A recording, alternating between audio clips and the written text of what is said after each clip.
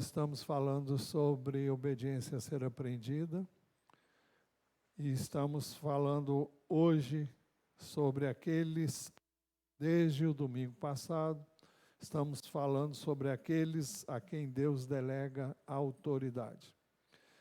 Já vimos que a ênfase de que obedecendo às autoridades delegadas e sendo uma autoridade delegada. Usamos como exemplo o centurião que esteve com Jesus e Mateus 8:9 registra as seguintes palavras: porque também sou homem sujeito à autoridade e tenho soldados às minhas ordens. E digo a este vai, e ele vai, e a outro venha, e ele venha, e ele vem. E ao meu servo faça isto, e ele o faz. Aqui nós vemos nas palavras deste centurião que ele aprendeu a obedecer à autoridade constituída e que ele também sabia exercer a autoridade como autoridade delegada. E ele tanto obedecia, quanto ele também dava direção àqueles que estavam sobre a sua autoridade. Nós vimos também que com a sua autoridade o Senhor sustenta todo o universo. Vimos também que na igreja há muitas autoridades delegadas a quem devemos submissão. Vimos isso em 1 Tessalonicenses 5:12.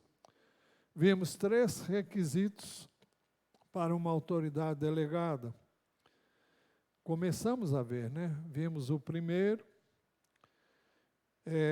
Nós vimos que a autoridade delegada por Deus necessita preencher 3 requisitos principais. O primeiro, deve reconhecer que toda autoridade procede de Deus. Isso vimos no domingo passado. Vimos que uma autoridade delegada deve representar a autoridade de Deus e jamais presumir que também tenha autoridade. Vimos que a medida do conhecimento que uma pessoa tem da vontade de Deus é a medida de sua autoridade. Vimos que Deus estabelece uma pessoa como sua autoridade delegada com base no conhecimento que esta tem da sua vontade.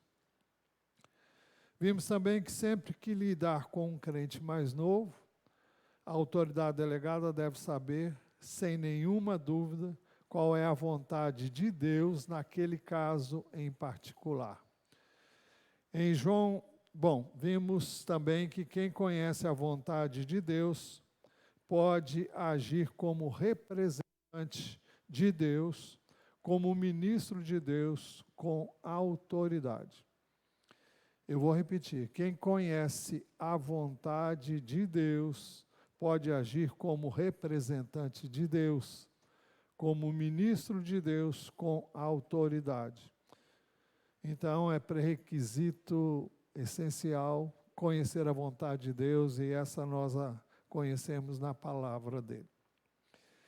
Quem conhece a vontade de Deus pode agir como representante de Deus, como ministro de Deus, com autoridade. João 7,17.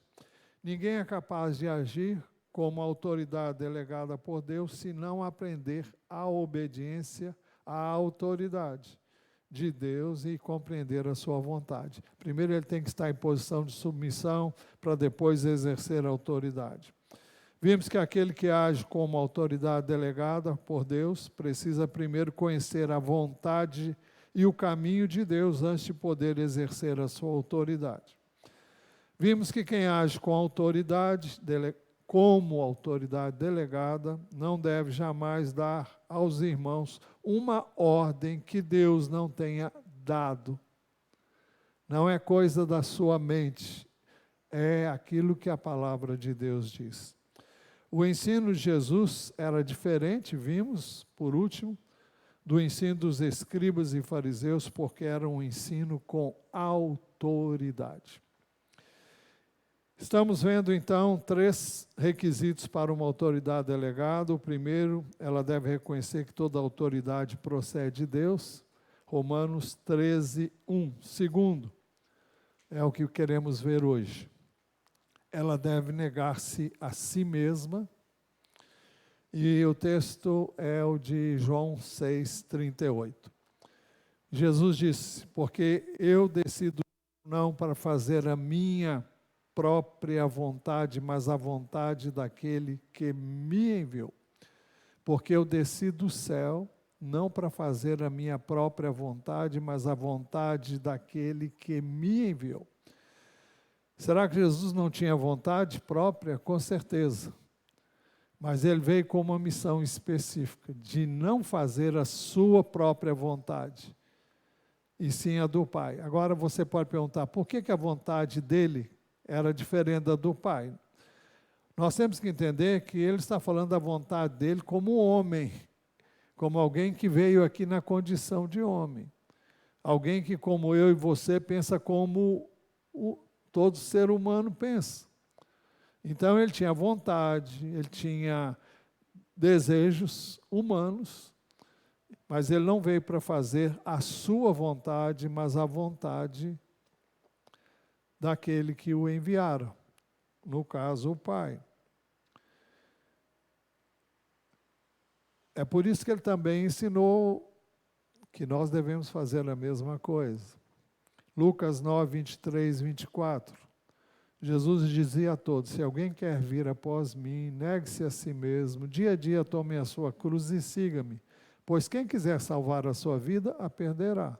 E quem perder a vida por minha causa, esse a salvará. Então, ele diz que não há como você servir a ele, a menos que você faça o que ele fez. E ele foi à cruz em obediência, mas ele fala de tomar a cruz, a sua própria cruz. E nenhum de nós tem que ir para a cruz no sentido literal. Mas significa, tomar a cruz significa renunciar à vontade própria para fazer a vontade de Deus. E foi isso que ele fez. Se alguém quer vir após mim, se alguém quer seguir-me, fazer o que eu faço, o que eu fiz, deves fazer como eu fiz. Negar-se a si mesmo e crucificar o ego. Até que uma pessoa saiba qual é a vontade de Deus, deve manter a sua boca fechada. João 14, 10, Jesus disse, as palavras que eu digo a vocês, não as digo por mim mesmo, mas o Pai que permanece em mim faz as suas obras. Então, Jesus não falava nada que não fosse aquelas palavras que expressavam a vontade do Pai. Todos nós temos muitas ideias, temos muitos pensamentos, mas nossas palavras devem ser aquelas que representam a palavra de Deus e não a nossa palavra, né? As palavras que eu digo a vocês não as digo por mim mesmo, mas o Pai que permanece em mim faz as suas obras. Não sou eu, é o Pai. Isaías 53, 7 diz acerca de Jesus, ele foi oprimido e humilhado, mas não abriu a boca. Como cordeiro, foi levado ao matadouro, e como ovelha muda diante dos seus tosqueadores, ele não abriu a boca. Por que Jesus não abriu a boca? Bom, por várias razões. Ele, se abrisse a boca, ele se defenderia. Se ele se defendesse, ele não iria à cruz. E ele veio para ir à cruz. Mas ele abriu a boca porque essa era a instrução que ele havia recebido do Pai. Ele não abriu a boca. Ninguém, portanto, deve exercer autoridade levianamente. Quem representa a autoridade de Deus deve aprender do lado positivo o que é a autoridade de Deus. Segundo, como negar-se a si mesmo. Nem Deus, nem todos os seus irmãos vão dar valor aos seus próprios pensamentos. Ninguém quer saber o que eu penso, ninguém quer saber o que você pensa, ninguém quer saber nada que seja meu e seu. Se alguém fala em nome de Deus, deve falar as palavras de Deus. Se você acha que você tem boas ideias, boas opiniões, então, bom, provavelmente você é o único no mundo que se considera a sua opinião melhor do que a dos outros. Eu não tenho que buscar qual é a minha opinião, mas qual é a opinião de Deus. O que é que Deus diz sobre esse assunto? O que Ele ensina? Ah, mas não tem mas, é o que Ele diz e pronto. Não se contesta, não se argumenta. Pessoas com muitas opiniões, ideias e pensamentos são pessoas que devem ser temidas. Gostam de dar conselhos a todo mundo. Aproveitam cada oportunidade para impor ideias aos outros. Deus não pode jamais usar uma pessoa tão cheia de opiniões, ideias e pensamentos como representante da sua autoridade. Por exemplo, quem empregaria um esbanjador para administrar os seus negócios? Ele acabaria com todo o seu dinheiro, todo o seu capital, tudo que você possui, porque ele não sabe conter-se. Quem o fizesse sofreria consideráveis danos. Deus também não empregará alguém cheio de opiniões próprias como sua autoridade delegada, para que isso não venha trazer danos aos seus propósitos. Se não formos totalmente quebrantados pelo Senhor, não estaremos qualificados como autoridade delegada por Ele. Lucas 9, 23, texto que já lemos, Jesus dizia a todos: se alguém quer vir após mim, negue-se a si mesmo. Dia a dia tome a sua cruz e siga-me. É um morrer diário, é um render-se inteiramente à vontade do Senhor. Nós estamos falando da autoridade espiritual, da autoridade no contexto da igreja, porque esse tipo de ensino se aplica somente a nós que temos o temor de Deus e servimos a Deus.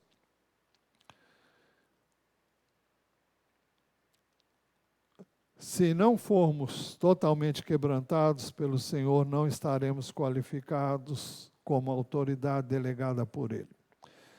Nós somos convocados por Deus para representarmos a sua autoridade, não para a substituirmos. Eu vou repetir. Somos convocados por Deus para representarmos a sua autoridade, não para substituirmos a autoridade dele. Deus é soberano em sua personalidade e posição, e Ele não abre mão disso para ninguém. Ele disse: a minha glória não darei a ninguém. A vontade dele é dele. Deus jamais consulta o homem, nem permite que alguém seja o seu conselheiro. Isaías 40, 13 e 14.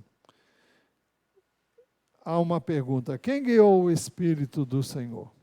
Ou como seu conselheiro o ensinou? Com quem ele se aconselhou para que lhe desse compreensão? Quem lhe ensinou as veredas da justiça, Ou quem lhe ensinou sabedoria?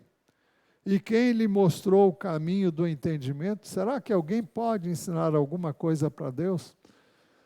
Essa pergunta é feita para que nós caiamos na real e entendamos que não há ninguém que possa oferecer qualquer ajuda a Deus, em nenhuma circunstância. Por isso também que Romanos, capítulo 11, lá no finalzinho, versos 34, 35, diz assim: pois quem conheceu a mente do Senhor? Quem foi o seu conselheiro? Ou quem primeiro deu alguma coisa a Deus para que isso lhe seja restituído? Logo, quem representa a autoridade não pode ser uma pessoa voltada para si. Não há espaço para mim nem para você. Não há espaço para estrelismo no reino de Deus. Isso não significa que a pessoa, para ser usada por Deus, não possa ter nenhuma opinião, nenhum pensamento, nenhum juízo formado. Antes significa que a pessoa precisa ser verdadeiramente quebrantada. Sua inteligência, suas opiniões, seus pensamentos devem todos ser quebrantados. Isso é, quebrados. Eles não podem estar em evidência, eles não podem prevalecer. Aqueles que são naturalmente comunicativos, têm certeza de tudo, são autoritários, são sentenciosos, são aqueles que gostam de dar sentenças como um juiz faz. Não que haja erro no juiz, mas quem dá sentença é o juiz. Aqueles que são arrogantes, pretensiosos, precisam de um tratamento radical para Deus poder usá-los. Precisam ser amansados, quebrantados. Só depois que uma pessoa é açoitada por Deus, começa a viver em tremor e temor diante dele. Ele não vai atrever-se a abrir a sua boca inadvertidamente. Se a experiência de alguém não passar de doutrina, de mera imitação, o seu estado verdadeiro virá a lume. Cedo ou tarde essa pessoa se dará a conhecer. É tolice controlarmos-nos por nossa própria vontade. Ninguém controla a si mesmo o tempo todo.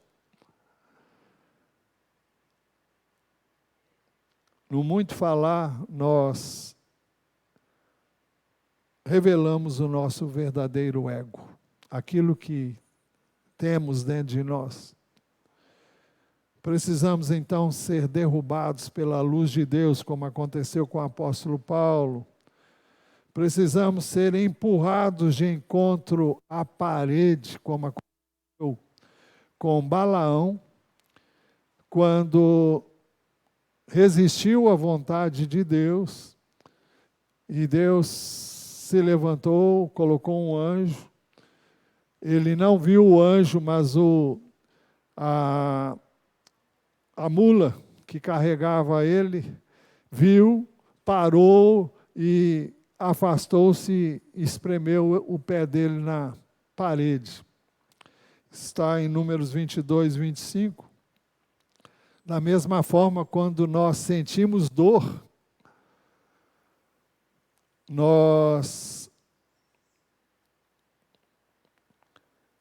quando sentimos dor, nos movimentarmos, não teremos mais coragem de falar levianamente.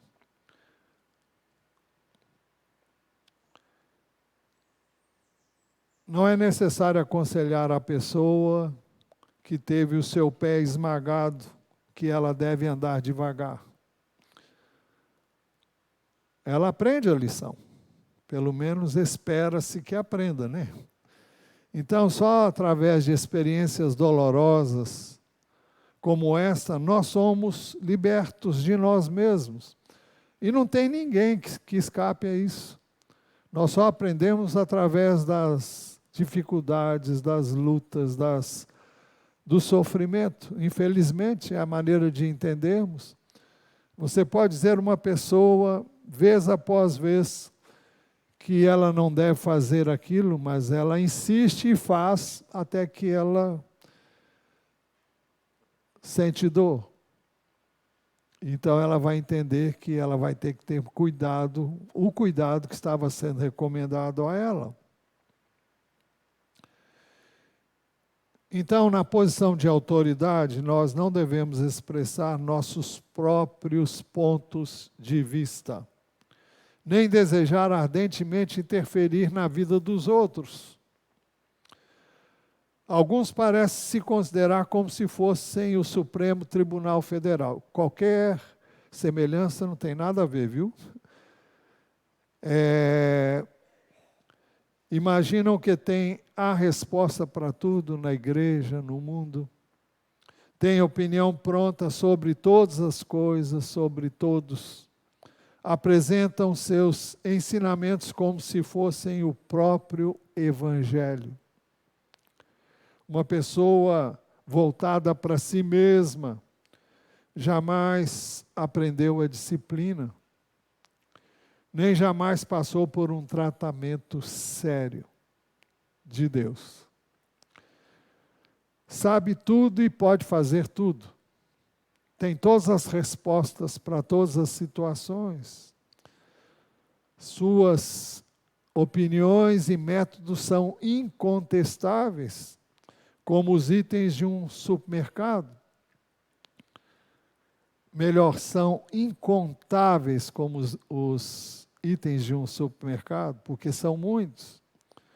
Tal pessoa é basicamente desqualificada como autoridade. Porque a exigência básica para alguém ser autoridade delegada por Deus é não abrigar nenhum pensamento ou nenhuma opinião que lhe sejam próprias. Eu estou dizendo isso se você quiser falar em nome do Senhor. Estamos falando de alguém que serve a Deus e busca representá-lo nas várias áreas onde Ele tem chamado cada um de nós que aqui estamos para fazer algo em nome dEle. Então, estamos vendo 3 requisitos para uma autoridade delegada. O primeiro, ela deve reconhecer que toda autoridade procede de Deus. Segundo, ela deve negar-se a si mesma. Terceiro, ela deve estar constantemente em comunhão com Deus. Em tudo nós temos o exemplo de Jesus. Ele é o nosso parâmetro, Ele é o nosso paradigma, Ele é o nosso modelo. E quando paramos e pensamos que Jesus, sendo Filho de Deus, mas na forma humana, teve que orar, se Ele precisou orar, se Ele sentiu a necessidade de ter comunhão com o Pai em oração, quem sou eu e você para tentarmos servir a Deus sem oração? É simplesmente loucura fazer um negócio desse. Lucas 22, 39 a 41 nos fazem saber o seguinte: e saindo Jesus foi como de costume para o Monte das Oliveiras, e os discípulos o acompanharam. Ele não foi lá para admirar a paisagem, para ver lá do alto ver melhor a cidade de Jerusalém, para poder ter uma noção melhor do que estava acontecendo ao redor, nada disso. O texto diz: saindo Jesus foi como de costume para o Monte das Oliveiras, e os discípulos o acompanharam. Chegando ao lugar escolhido, Jesus lhes disse: orem para que vocês não caiam em tentação. Ele, por sua vez, se afastou um pouco e de joelhos orava. Jesus sentia a necessidade de orar. E ele recomendou aos seus discípulos que fizessem isso. Eles não puderam fazê-lo enquanto Jesus não morreu por eles, enquanto Jesus não ressuscitou por eles. E então eles puderam receber o Espírito de Deus e puderam então sentir a necessidade de orar. Bastou Jesus sair da terra, no sentido físico, e subir aos céus, e eles logo buscaram reunir-se como igreja para orar. João 8, 29, Jesus disse assim: e aquele que me enviou está comigo, não me deixou só, porque eu faço sempre o que lhe agrada. Como é que vamos saber o que agrada a Deus se não tivermos comunhão com Ele e com a Sua palavra? Não basta apenas haver comunicação, mas é preciso haver comunhão, interação. A comunhão é outra exigência principal para quem está em posição de autoridade. Comunhão com Deus. Quanto mais perto alguém está do Senhor, mais claramente ele vê as suas próprias faltas. Isso aconteceu e está registrado na Bíblia em vários lugares. Por exemplo, Isaías 6:5.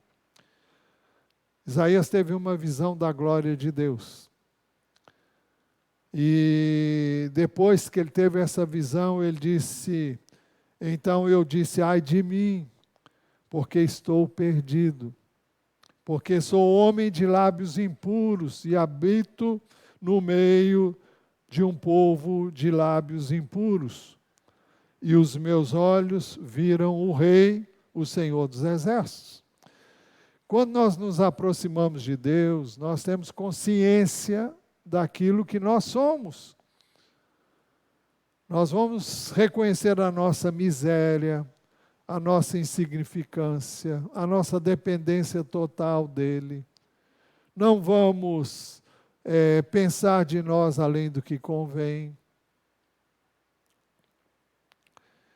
É por isso que Jó, a quem Deus elogia tanto no início do livro que leva o seu nome, o nome de Jó, Deus o apresenta como homem justo e reto, mas depois que ele teve um encontro com Deus mais significativo,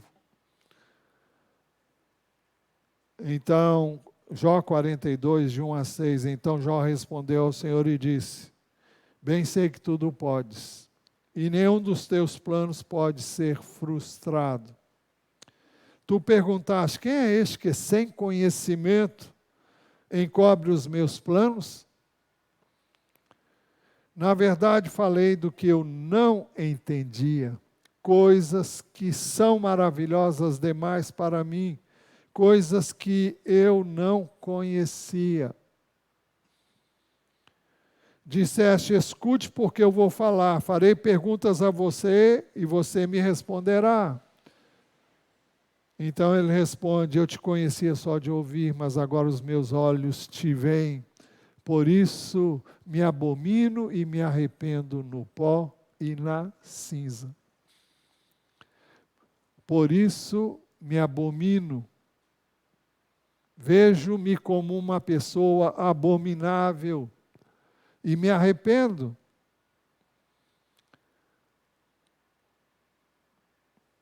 No pó e na cinza. Quem é colocado face a face com Deus não se atreve depois a falar com tanta firmeza como ele falou inicialmente. Ele não falou nenhuma mentira, mas ele pensou que estava falando o que devia e não estava.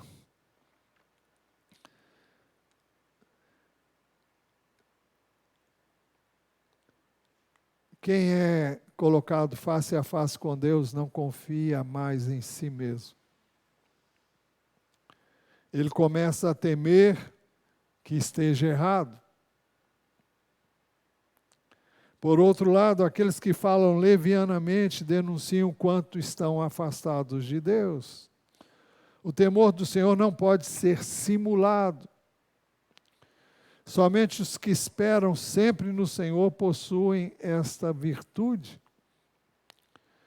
Embora tivesse ouvido muito, só depois que a rainha de Sabá compareceu diante de Salomão, é que ela ficou impressionada com o que ela viu. Ela disse que não tinha ouvido metade de tudo que ela viu e pôde contemplar quando ela esteve na presença de Salomão.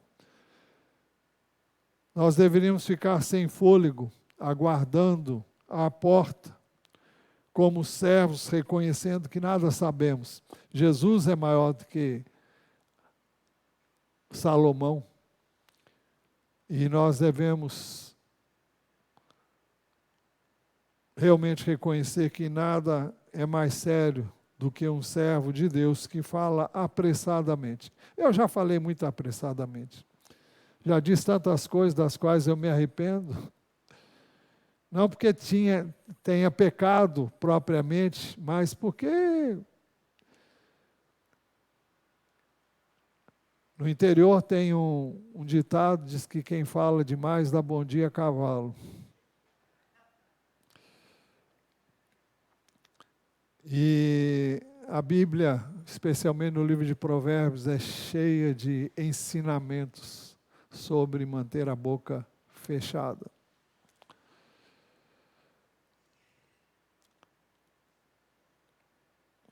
Nada é mais sério do que um servo de Deus apressadamente abrir a sua boca antes de saber qual é a vontade do Senhor. Problemas são criados quando alguém julga antes de saber qual é a vontade do Senhor. João 5,30, Jesus disse: eu nada posso fazer por mim mesmo. Assim como ouço, julgo. O meu juízo é justo, porque não procuro a minha própria vontade, e sim a daquele que me enviou. Ele está dizendo que ele não julgava ninguém à luz do seu próprio entendimento humano, mas ele ouvia Deus quando ele julgava. E o seu juízo era justo, não porque fosse dele, homem, mas porque era o de Deus. João 5,19. Então Jesus lhes disse: em verdade lhes digo que o filho nada pode fazer por si mesmo, senão somente aquilo que vê o Pai fazer. Porque tudo que este fizer, o filho também faz. Então Jesus era a expressão exata daquilo que Deus queria que ele falasse, que ele dissesse, como ele agisse, como ele deveria agir, na condição de alguém enviado em seu nome. Assim também nós deveríamos aprender a ouvir, a conhecer, a compreender. Isso só vem através da comunhão íntima com o Senhor. Só quem vive na presença de Deus e aprende com Ele está qualificado a falar diante dos irmãos. O Atmani disse: posso falar francamente que a dificuldade hoje em dia é que muitos dos servos de Deus são ousados demais, ou intransigentes demais, ou dominadores demais. Ousados demais, ou intransigentes demais, ou dominadores demais. Atrevem-se a falar o que não ouviram de Deus. Mas com que autoridade você diz isto? Quem lhe garantiu essa autoridade? O que o torna diferente dos demais irmãos e irmãs? Que autoridade você tem se não tem certeza de que aquilo que você diz é a palavra de Deus? A autoridade precisa viver diante de Deus, aprendendo e sendo ferida, para que não projete a si mesmo. Ninguém deveria se enganar considerando a si próprio autoridade. Só Deus tem autoridade, ninguém mais a possui. Quando a autoridade de Deus flui para mim, flui então através de mim para outros. Não é a minha autoridade, é a dele. E se é a dele, vai fluir para as outras pessoas. O que me torna diferente dos outros é Deus, não eu. Por isso nós temos de aprender a temer a Deus e evitar fazer qualquer coisa levianamente. Devemos confessar que não somos diferentes dos outros irmãos. Se Deus fez arranjos para que eu aprendesse a ser autoridade delegada, eu devo então viver na sua presença, ter comunhão com Ele continuamente, buscar conhecer a sua mente. Se não perceber algo ali com Deus, eu não tenho nada para dizer aqui aos homens. Por que então usamos a palavra comunhão? Porque devemos viver na presença de Deus continuamente, não de vez em quando. Sempre que nos afastamos de Deus, o caráter da nossa autoridade se modifica. O que o Senhor deseja, que o Senhor então tenha misericórdia de nós e possamos viver diante dEle temendo. Estas são as exigências principais de uma autoridade delegada.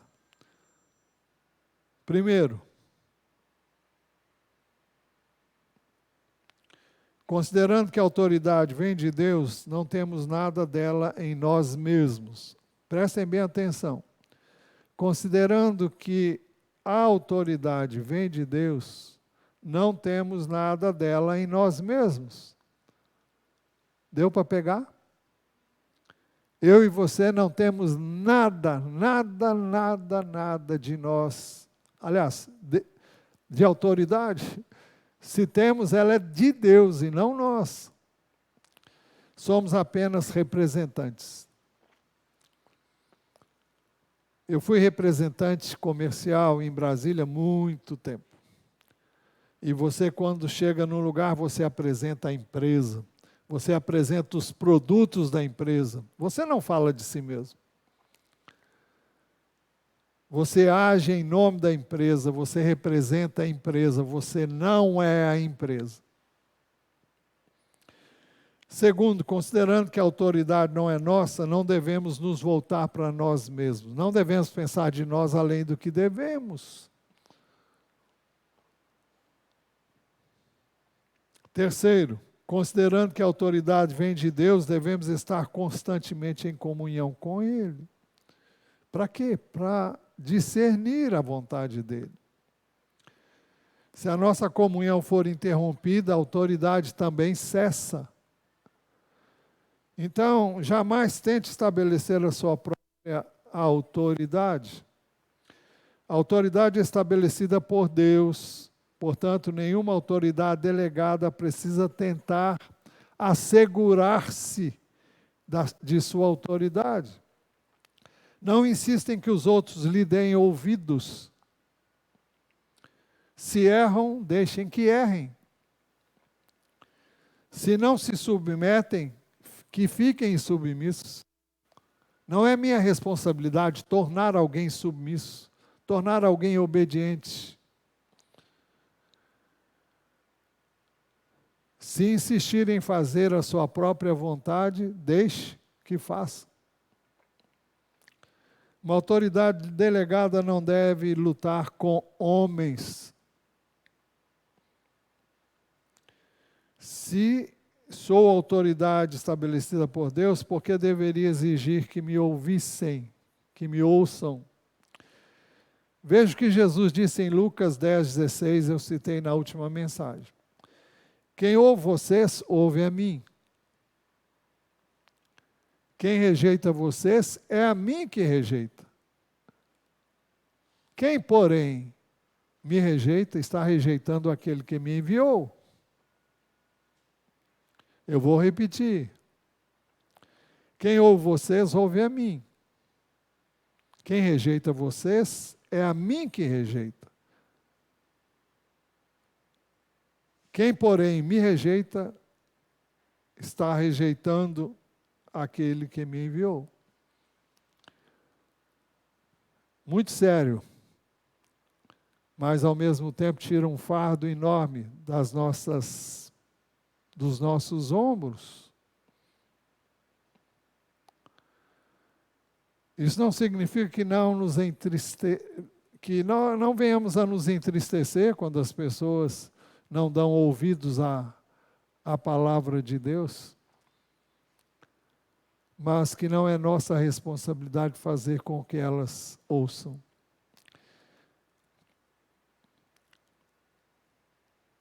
Se sou autoridade estabelecida por Deus, preciso ter medo que as pessoas não se submetam? Se eu tiver esse medo, estou preocupado com a minha posição. Estou preocupado com o meu ego. Estão me rejeitando, estão me desprezando.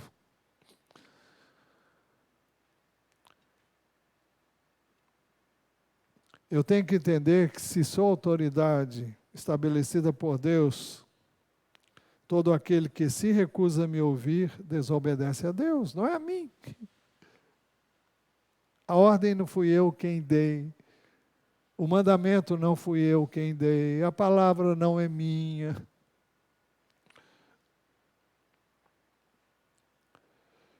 Então, não é necessário que eu force as pessoas a me ouvirem. Deus é o meu apoio. Por que então deveria eu temer? Jamais deveríamos dizer uma palavra que fosse para apoiar a nossa autoridade. Em lugar disso, vamos conceder às pessoas a sua liberdade. Deus nos fez livres para escolher. É uma das características do homem. É o que nós chamamos de livre-arbítrio. Quanto mais Deus nos confia, mais liberdade conferimos às pessoas. Quanto mais liberdade Deus nos confere, mais conferimos às pessoas. Aqueles que têm sede de Deus, se estamos ministrando a palavra de Deus, virão até onde estamos para ouvir a palavra dele, não a nossa. É muitíssimo desonroso falar em benefício da nossa própria autoridade. Embora Davi fosse ungido por Deus, durante anos ele se sujeitou ao rei que ainda não tinha sido retirado por Deus, Saul. Ele permaneceu debaixo da mão de Saul, sofrendo todos os embates possíveis e imagináveis, por causa da sua loucura, a loucura desse homem. Ele não estendeu a sua mão para instituir a sua própria autoridade. Do mesmo modo, se Deus designou você como autoridade, você também deveria ser capaz de suportar a oposição de outros. E eu acabei descobrindo que muitas vezes as coisas que eu sofri na vida foi porque eu tomei para mim uma coisa que não era minha.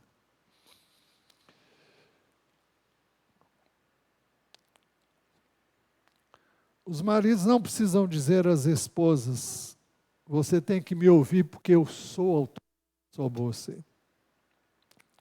Nada mais ridículo. O marido é a autoridade constituída por Deus, mas a mulher tem o direito de não obedecer se ela não quiser. Não que ela esteja certa, mas não é problema do marido forçar a barra. Também na igreja, ninguém precisa dizer aos seus liderados, sua autoridade designada por Deus. Que nenhum de nós quer estabelecer a sua própria autoridade. Se Deus escolher receber, se Deus o escolher, receba a autoridade com humildade. Se Deus não chamar, porque você deveria lutar por isso também.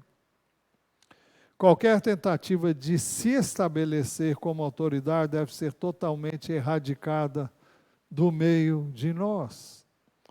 Que Deus estabeleça a sua autoridade e nenhum homem tente fazê-lo. Se Deus te designar como autoridade, você tem duas alternativas pela frente. Desobedecer esse chamado e retroceder espiritualmente, ou obedecer e receber graça. Ser chamado para o exercício de autoridade delegada por Deus, para fazer isso, nós precisamos de graça e uma dependência total dele. Quando a autoridade que lhe foi delegada for testada, não faça nada. Não se apresse, não lute, não fale por si mesmo. As pessoas não estão lutando contra você, mas contra Deus, que colocou você nessa posição. Elas pecam contra a autoridade de Deus, não contra a sua autoridade, porque você não tem nenhuma. Eu espero que a ficha esteja caindo, gente. Nós somos apenas instrumentos nas mãos de Deus. Não temos autoridade. A autoridade não é nossa se estamos andando com Deus. A pessoa a quem desonram, criticam, se opõem, não é você. Se a sua autoridade é realmente de Deus, aqueles que se opõem encontrarão bloqueado o seu caminho espiritual. Não receberão mais revelação. Deus não se revela a alguém que é rebelde à sua autoridade. Não é a de quem falou com você, porque ela não tem nenhuma. Então, o governo de Deus é assunto seríssimo. Concluindo, que Deus nos conceda a graça de reconhecer o que é autoridade, temendo a Deus e jamais confiando em nós mesmos. Que Deus tenha misericórdia de nós e nos ajude a ser fiéis a Ele no exercício do chamado que Ele tem para cada um de nós, nas várias áreas. Todos aqui exercem autoridade em algum lugar, de alguma forma, e nós temos que ter consciência disso, para que nós não fiquemos afligidos além do que devemos, porque isso não vai nos ajudar, nos abençoar de forma alguma. Convido você a orar e a falar com Deus. Senhor, nós reconhecemos que não somos nada em nós mesmos. Este ensino é muito claro. É um ensino de Jesus: sem mim vocês nada podem fazer. Nós não podemos nada sem Ti e pedimos que o Senhor tenha de nós misericórdia para que andemos contigo, temamos a Ti, tremamos diante de Ti. e recebamos de Ti a direção e a orientação que precisamos. Que haja em nós temor e tremor, que haja em nós humildade, quebrantamento, e que o Senhor nos dê a graça de sermos encontrados fiéis em Jesus. Pedimos que ao sair daqui saiamos em paz, saiamos seguros, cercados pelos Teus anjos, livres do mal. Pedimos que pela mesma graça o Senhor nos traga de volta nesta noite. Nós oramos em nome de Jesus.